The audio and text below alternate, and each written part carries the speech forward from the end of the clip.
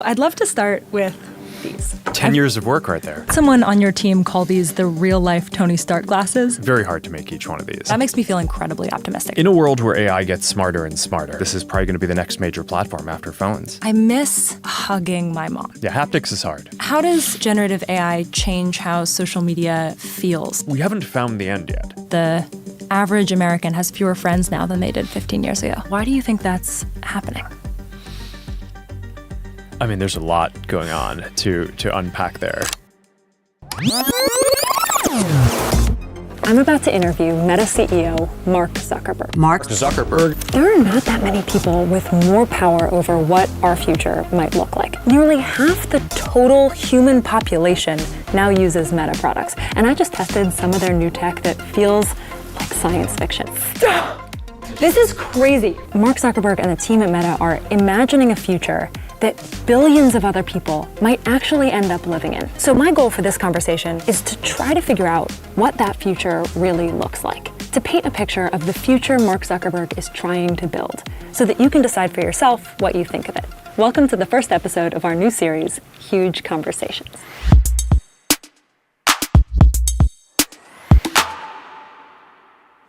Hey, good to meet you. Thanks for doing this. Yeah, looking forward to it. Awesome.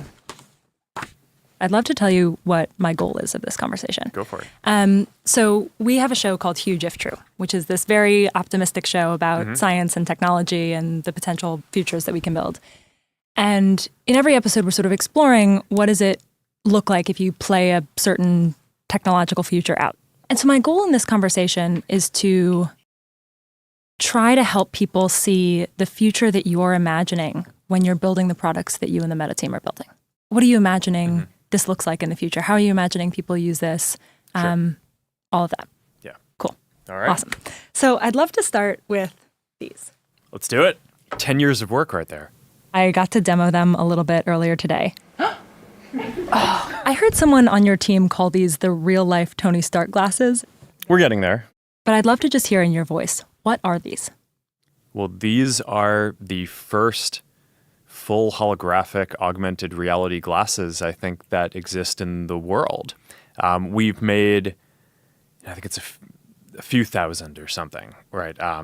Very hard to make each one of these. But this is the culmination of 10 years of research and development that we've done to basically miniaturize all the computing that you need to have glasses, not a headset, but glasses that can put full holograms into the world with a wide field of view. So you can imagine sort of in the future, we'd be having a version of this conversation where, you know, maybe I or you are not even here. It's like one of us is physically here and the other one is here as kind of a full body hologram. And it's not just a video call. You can actually interact. You can do things. I mean, in the demo, we had the ping pong and games and things like that. But I mean, you can interact. You can work together. You can play poker, play chess, whatever. Like the holographic cards, holographic board game. I just think it's going to be wild. It's going to remake, I think, so many different fields that we think about today, from how we work and productivity to a lot of things around science, a lot of things around education, entertainment, fun, gaming. But this is just the beginning. This is the first version. It's a prototype version that we've made in order to develop the next version, which is hopefully going to be the consumer one that we sell to a lot of people. Why build these? Well, I think it's going to be the next major computing platform. So if you look at like the grand arc of computing over time, you've gone from like mainframes to computers that basically like live on your desk or on a tower, to phones that you have in your hand that you basically can take with you everywhere that you want, but it's pretty unnatural, right? It takes you away from the world around you. And I think that the trend in computing is it gets more ubiquitous, it gets more natural, and it just gets more social, right? So you want to be able to interact with people in the world around you. And I think that this is probably going to be the next major platform after phones. I'll give these to you. These are the clear ones that show all of the whole technology. thing is a special edition, and this is like a really special edition. There's not a single millimeter of space. It's, everything in here, from the micro projectors that basically shoot light into the waveguides, right? It's a special type of display system. I mean, these aren't normal displays like you have in a phone or a TV or computer, like the type of displays that people have been building for decades. It's a waveguide system. The projector that's shooting light basically goes into these nano etchings across the waveguide that are what catches and creates the holograms.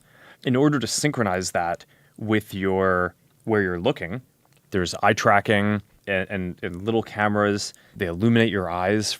And then, of course, there's all the basic stuff that you need, all the computing, the batteries to power the whole thing, microphones, the speakers, because it needs to be able to play audio and speak with you, and the cameras and sensors to see things around you in the world. So that way, when it's placing holograms in the world, it can do that in the right place and understand where you are. So that probably is still not covering everything, because there's a lot of things that need to go into syncing up the holographic images between the two displays, because you don't just have a single display like you have in a phone or TV. You have two, and it moves around, and physical things are hard and need to be synced up. There's also the radio that has to communicate with your other computing devices to do heavier computing, and the wrist-based neural interface that you probably got to try out. We kind of miniaturized all of this and fit it into normal-looking pair of glasses, which is when I told the team that we were going to do this 10 years ago, people weren't sure if we were going to be able to. But I think not only are we going to be able to do this, but I think we're going to be able to get it cheaper and higher quality and even smaller and more stylish over time. So I think this is going to be a pretty wild future. There are so many versions of trying to get at a similar idea of digital objects in physical space. I'm thinking of, for example, glasses that have heads-up displays where it's head-locked and it's moving with my eyes. Glasses that are really creating digital objects in physical space that don't move as I move. I'm thinking of these. I'm also thinking of the Snapchat spectacles that they just announced. Then, on the other hand, there are headsets like the Quest and also like the Apple Vision Pro that seem to fall into a different category. I'm curious how you would organize this landscape for people and how you think about people using these tools in their real lives in the near future. Yeah, so when we were getting started on this about 10 years ago, I thought that something like this was going to be the ultimate product for everyone, right? You get to normal looking pair of glasses, and we'll continue improving that can have full holographic images. Yeah. I think it's super powerful, and it is sort of the science fiction future that I think we all hope to get to. On the journey, we took a few other approaches as well to help us develop towards that, including building glasses that don't have displays to try to learn. Just take a stylish pair of glasses today and put as much technology into it as you can, but really focus on the form factor. And that's the Ray-Ban Meta glasses, and it's doing really well. And initially, we thought that was sort of intro product for us to learn how to build this. But one of the things that's clear now is you're going to be able to make that product a lot more affordable than this, probably permanently. So I actually think that there are going to be a bunch of different of these paths that we've taken are going to be kind of permanent product lines that people will choose. I think you'll see displayless glasses like the Ray-Ban Metas continue to get better and better. Great for AI. No display, but you can talk to it. It can talk back. I think that there's going to be something in between these that's basically a heads-up display. So it's not a 70-degree field of view. Maybe it's a 20-degree or 30-degree field of view. So that's not going to be what you want for putting kind of a full hologram of a person or interacting with the world around you. But it's going to be great for, when you're talking to AI, not just having voice, but also being able to see what it's saying. Yeah. Right? Or being able to text someone with your wrist-based neural interface and then have their text show up rather than having it read to you, which is, we read faster than we can listen. Or getting directions, right? Or just being able to search for information and get all that. So there's a lot of value for a heads-up display. That will be somewhat more expensive than the displayless glasses, but somewhat cheaper than this. Then I think you're going to get this. It's going to be probably the most premium and expensive of the glasses products, but hopefully still something that, like a computer, is generally accessible to most people in the world. But I think that there are going to be all of those. And I think people will like them. I also think that the headsets that people are using around mixed reality will continue to be a thing too, because no matter how good we get at miniaturizing the tech for this, you're just going to be able to fit more compute into a full headset. Fundamentally, our mission is not build something that is advanced and only a few people can use. We want to take it the last mile and do all the innovation to get it to everyone. We just shipped or announced Quest 3S, the new mixed reality headset. We basically are delivering high quality mixed reality for $299. I was really proud last year when we delivered Quest 3, the first kind of really high quality, high resolution, color mixed reality device for $500, right? It's like a fraction of the cost of what the competitors are doing. And I think it's actually higher quality in a lot of ways. And now we've just doubled down on that. So I think that they're all actually going to end up being important long-term product lines. Displayless, heads-up display, full holographic AR, full headsets. I think that they're all going to be important. Yeah. If you play out the future of not just the hardware that we've been talking about, so Meta Ray-Bans, Quest, Orion, but also the Llama models, if everything goes according to you and the team's wildest dreams, I'd love for you to just begin to describe what that feels like. I mean, I think that there are two primary values that we're trying to bring.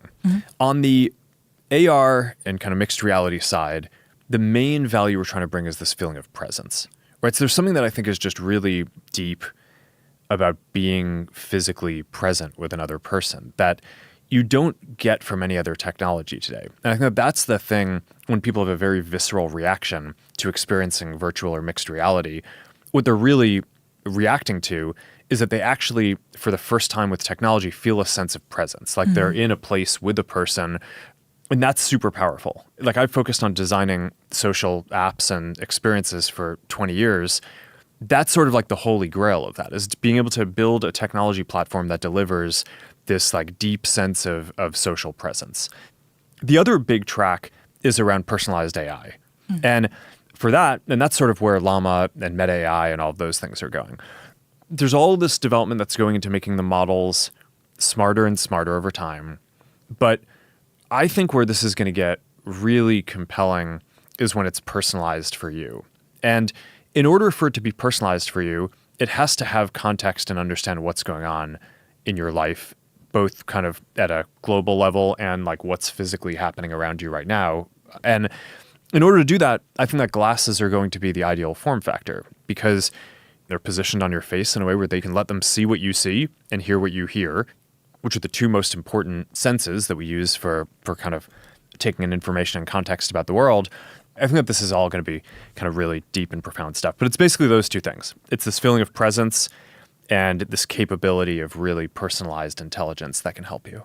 I'd love to talk about each of those two things. The first on presence, I owe a lot to being able to connect with people online, right? This job that I have is by definition. Yeah. Also with my family. My parents don't live anywhere close to me. I video call them a lot.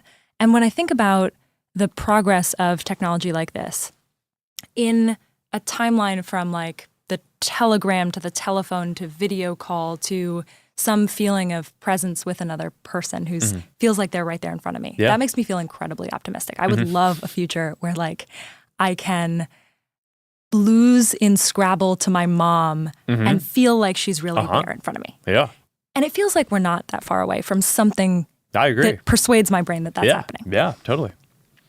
And also, I miss hugging my mom, right? Like that never goes away. Yeah, haptics is hard. Yeah. And so my question is about that. It's about this feeling of like, it's hard for me to imagine a future where real physical presence is not different and special in some way, where I don't miss literally hugging my mom. Yeah. And I'm curious how you think about the parts of human connection that are eye contact and physical touch and things that our ape brains value for connection with other people.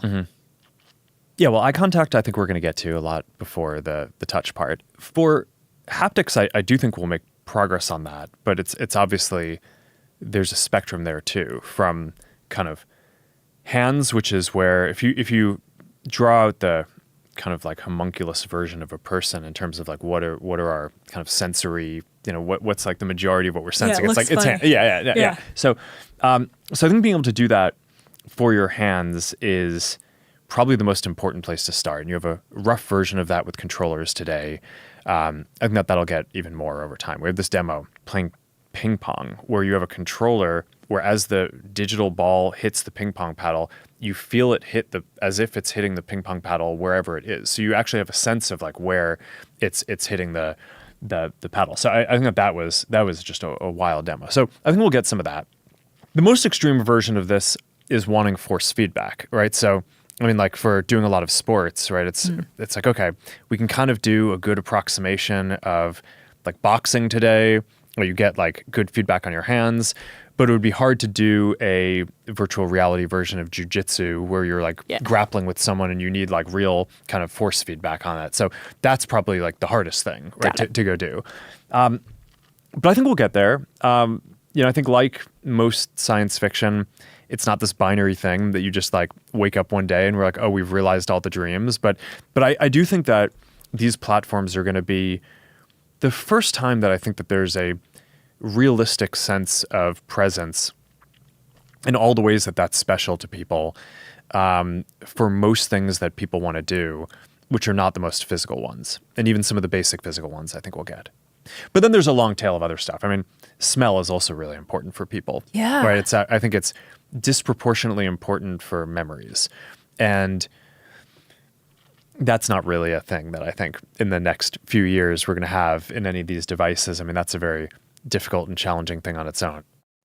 What is the piece of that you feel most interested in, that you keep coming back to in your mind? This has the frustrating property to develop that the sense of presence is almost like when you're designing something that's sort of trying to artificially deliver it, you're delivering an illusion to a person.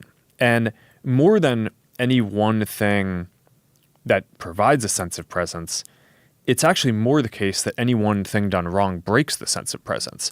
You kind of know that you're interacting with technology, but it's so convincing that that you just kind of go along with it. And you're like, okay, yeah, no, this person feel like they're there, right? When I did that ping pong demo, at the end of it, I dropped the ping pong paddle on the virtual table and it shattered. So that was not the best for our internal development, but like that's winning in our development, right? It's like when you feel like something is kind of so realistic that you're just convinced that that it's there. Now, and there are a lot of things that can break that, right? So I think a field of view that's too low, right? So something feels real, but then you turn your head and it's not there. Latency, right? Physics that don't behave like realistic physics.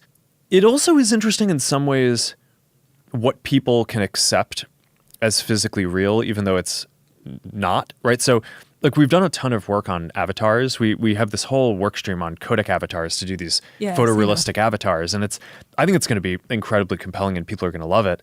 But one of the things that I found interesting is the ability to mix photorealistic and expressive, kind of the cartoony avatars, with photorealistic worlds and kind of more cartoony computer game type worlds. So you can have a codec kind of photorealistic avatar of a person in what is clearly like a video game or cartoon world.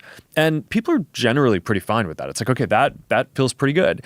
And similarly, having a photorealistic world, but good, increasingly good kind of cartoon avatars, as long as the avatars move in a way that feels authentic to the person you're interacting with, it actually feels pretty good. It's when you look at a 2D still frame of it, some of the stuff can look a little bit silly, and we've certainly had our share of memes around that.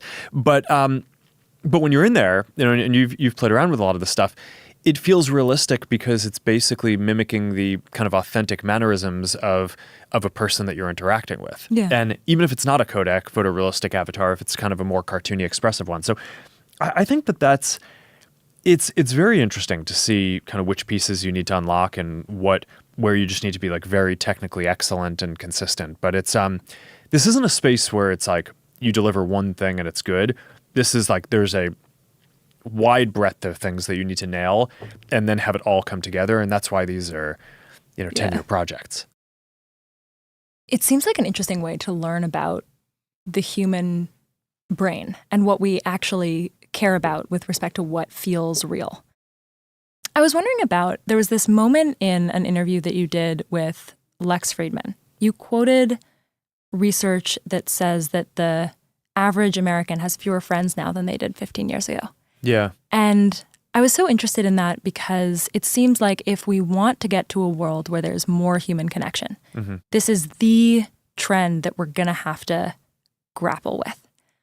And just to give some data on this, in the American Time Use Survey, over the last 20 years, the amount of time American adults spend socializing in person has dropped by nearly 30%. For ages 15 to 24, according to the Surgeon General, it's nearly 70%. And I look at that data and I think to myself, well, maybe if we're all socializing digitally, that doesn't matter so much. Maybe there's a future where that's actually fine. But there's also data that suggests that we're struggling somewhat. The number of Americans who say that they don't have a single close friend, that share has jumped really from 3% to 12% in the last 30 years. It feels to me like with all the tools that we've built for human connection, we're struggling to connect. And I'm curious, why do you think that's happening? I mean, there's a lot going on to unpack there. A lot has changed sort of economically and socially during that period, and a lot of those trends go back before a lot of the modern technology. So I mean, this is something that a lot of academics and folks have studied, but it is an interesting lens to look at this, though, because I think whenever you're talking about building digital types of connection, one of the first questions that you get is that going to replace the physical connection? And my answer to that, especially in the case of something like this, is that no, because people already don't have as much connection as they would like to have. It's not like this is replacing some sort of better physical connection that they would have otherwise had. It's that the average person would like to have 10 friends and they have 2, right? Or 3. And there's just more demand to socialize than what people are able to do given the current construct. And giving people the ability to be present with people who are in other places physically just seems like it will unlock more. It's not going to make it so, if I have glasses, it's not going to make it that I spend less time with my wife. It's going to make it so that I spend more time with, my sister who lives across the country. And I think that's good. And I think people need that. As for the rest, I think we could probably spend a multi-hour podcast just going into all of the different kind of socio-economic, political dynamics that are going on. But none of the trends that I've seen does it seem like the primary thing that's going on is that because people are interacting online, they're now not interacting with people physically. It's now certainly I think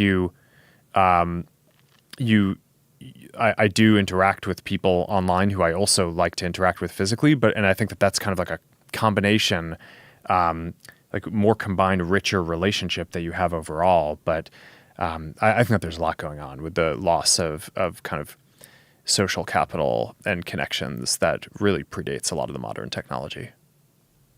The goal of what I'm trying most to learn about is how we can structure the technologies that we use in the future to get toward this future I think you're imagining of more human connection in more ways. I'm curious, you brought up the other big pillar of AI. And in some of your conversations, I'm thinking of a conversation with Tim Ferriss in particular, you talked about a lot of different use cases of AI. And they seem to me to fall on somewhat of a spectrum. Mm-hmm. Like, for example, you mentioned automatic real-time translation. Mm-hmm. It's like basically the Star Trek translator, universal translator. I think we're pretty much there. Yeah. And that's one example on one end of the spectrum where some people might argue that there is a chance that someone is less likely, for example, to learn a language because we can all speak to each other in real time in different languages. I think nobody would really argue that therefore we shouldn't have that kind of universal translator, right? Also, like, a lot of one end people the still spectrum learn that's Latin and Greek. Right, exactly. So And so I think that end of the spectrum is something like technologies that really measurably unlock our humanity because they remove a struggle between people. And then on the other end of the spectrum, there are a lot of educational things, for example, where the struggle is kind of the point, right? Like it's like building a muscle. Like I can think of so many times in my life where like the reason why I was doing something was not the output. It was the fact that I was trying so hard to do it. There's one example in the Tim Ferriss interview where you talked about your kids struggling to articulate themselves emotionally. And adults very much have the same problem. And you talked about AI as a way to help them articulate those emotions. Yeah. And I thought about all of the many times in my life where I have struggled to articulate my emotions and how I really could have used some help in those moments. And I also found myself thinking about the times when that was really building a muscle, where like the act of struggling to communicate with someone and understand what they wanted from me was important to my development. And so my question is, if you think about that as a spectrum between things that are really important to our humanity and the struggle being removed is helpful, versus things where the struggle is the point and it unlocks something about our humanity and is important to preserve, like building a muscle. How do you draw the line between those things, and how do we ensure that the muscles that we're building for this future are stronger and not weaker? Yeah, it's interesting. I mean, I think we're always going to find new things to struggle with. And I mean, you can always get better at communicating with other people and kind of expressing yourself and understanding other people. So having a tool that can help you do that better isn't going to mean that like, oh, now we perfectly understand I think maybe one of the most functional aspects of this, you're already seeing a lot of these AI models really help people with coding, right? Like a generation ago, before I was getting started, a lot of coding was like really low level system software. And, then by the time that I got into it, there's a little bit of that, but, you can make websites pretty easily, make apps pretty easily. And I think in 20 years or a lot sooner than that, you're going to basically be in a world where kids will be able to just describe the things that they want and build incredibly complex pieces of software. So it's, in that world, are kids going to be not struggling? I don't think so. I think that they're going to be just expressing their creativity, and it'll be this kind of constant iterative feedback loop around like, okay, like, yeah, I took a few minutes to describe this thing, and like, yeah, this whole like amazing virtual world was created that I can now see on my glasses or whatever, but like, these things are not exactly what I want them to be. So now I need to like go back and edit them.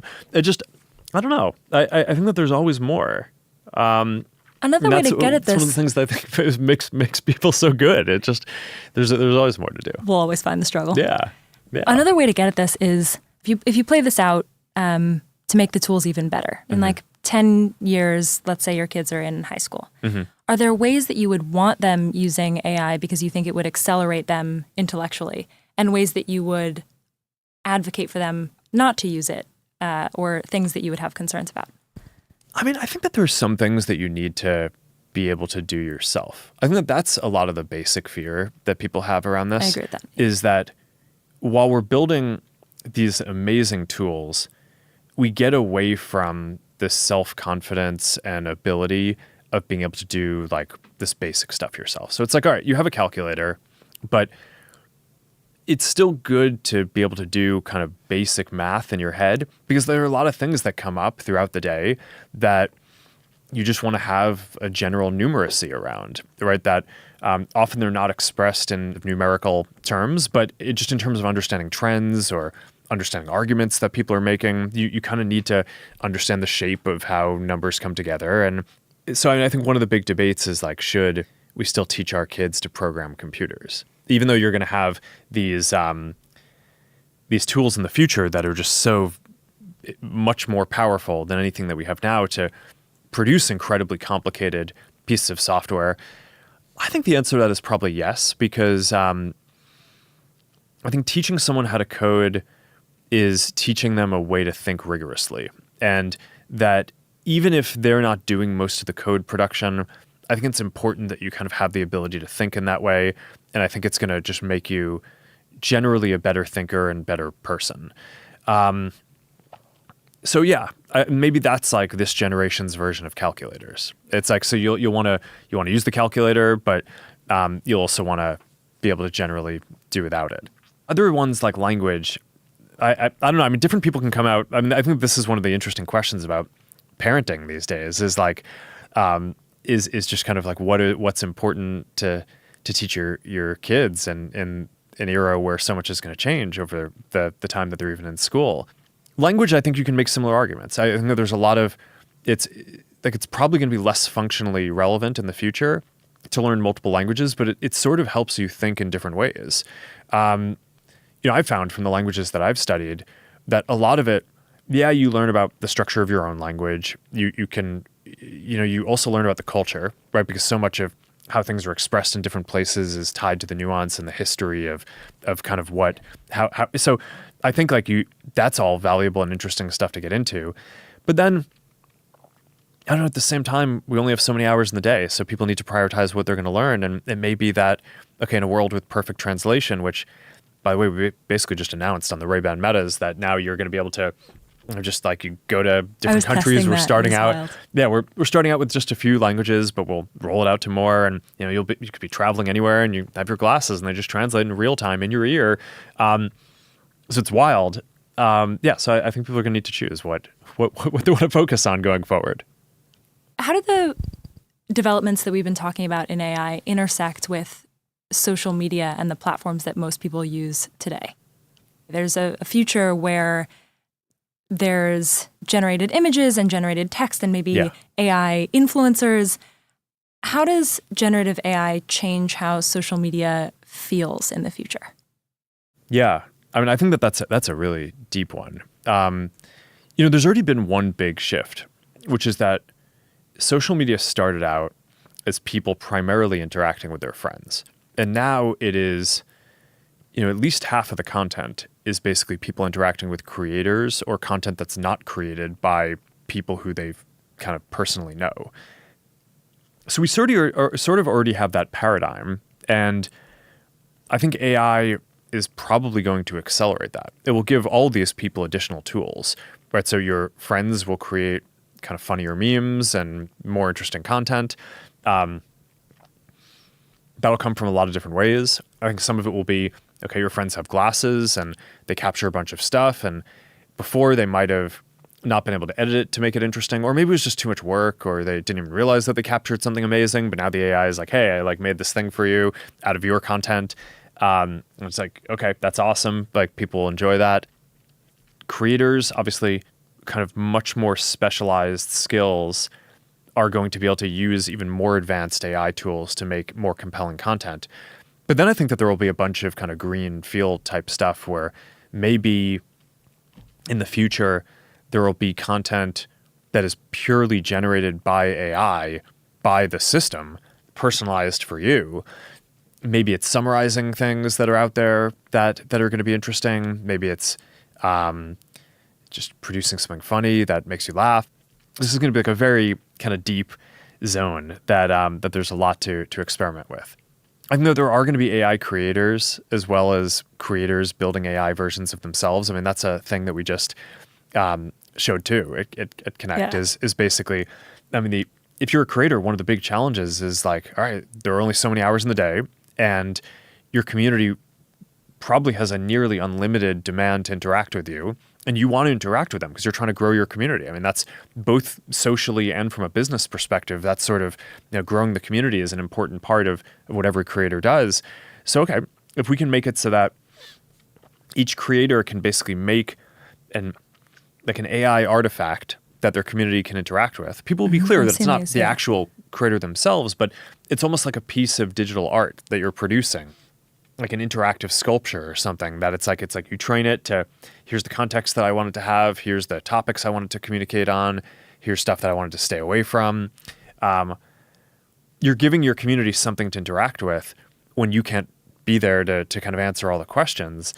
And I think that that's going to be super compelling. So there's like all these interesting things, but I think AI, it's kind of like the internet in a way where it's probably going to change almost every field and almost every feature of every application that we use. It seems sort of hyperbolic to say that, but I do think that's true. And it's just hard to sort of enumerate all the different things up front. But I think that over the next 5 to 10 years, we're just going to explore the impacts in each of these areas. And it's going to be like an amazing amount of innovation and really exciting. I feel two things simultaneously when you say that. I feel both like I really want to be optimistic about the future of these platforms. And I obviously have gained so much from an enormous pace of change, right? Like everything that we're doing now. And what I actually feel is worried. I feel some specific concerns around the way that, I might communicate with an audience and the way that they might respond to that, or the way that human communication might change, but also more generalized, just sort of fear of the pace of change and worry. Yeah. And I don't think I'm alone in that feeling. Yeah, and you're supposed to be the optimist. I know. And I'm curious, like, how you talk to people who feel that way. What concerns do you feel are most legitimate, and what do you feel most misunderstood? I think the pace of change is always a concerning thing, right? It's there is a lot of uncertainty about how things will go in the future, and we're all going to get really amazing new tools to do both our hobbies and our jobs, and they'll make it so we can do better work and have better lives. But at least on the professional side, it's going to be our responsibility to keep up with that, or else it's going to be difficult for us to compete with other people who are doing a good job of kind of keeping up with the new trends. So I get it. I mean, I think, especially in the, line of work of being a creator, I mean, it's a very sort of competitive space. I don't think that like creators necessarily think about it as competitive, but it is, right? It's like, and so I get it. I think that this is going to make it so that like the quality of work that people produce and how interesting it is and how much they can communicate and like really efficiently is just going to kind of go through the roof. But when you're staring down a set of changes, like that there's some big change coming and you don't know what it is, that's always a time of anxiety. So I get it. If I take my creator hat off and I'm just a person who is young-ish, starting out my career-ish, starting out building a family, how would you advise someone like me to prepare well for the future that we're headed toward, to be able to learn new skills now or just think about this future in an educated way? Yeah. I mean, I just think maintaining curiosity about things is important.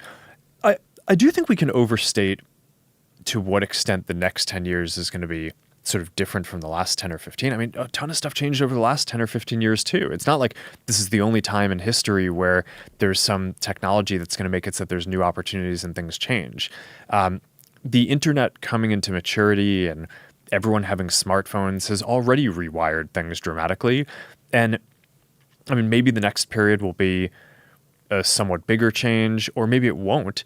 I think it'll feel different to different people, but I don't think this is like going from 0 to 1. It's not like, okay, everything's just kind of been normal and now it's about to change. It's like the technology evolves over time and like the opportunities that we have evolve and improve. And I think that's like the people who do well, I think are people who are generally curious about it and dig in and try to use it to live better lives rather than the people who basically, try to fight it in some way.